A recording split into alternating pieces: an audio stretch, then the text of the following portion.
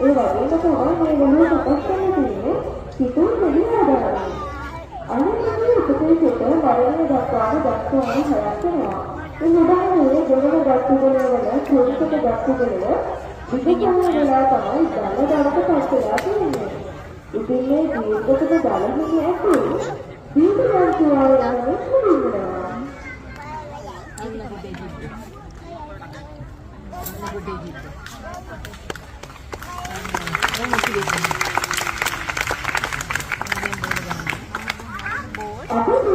Kita volleyball, netball, basketball වගේ විවිධ ක්‍රීඩා කරලා තියෙනවා නේද?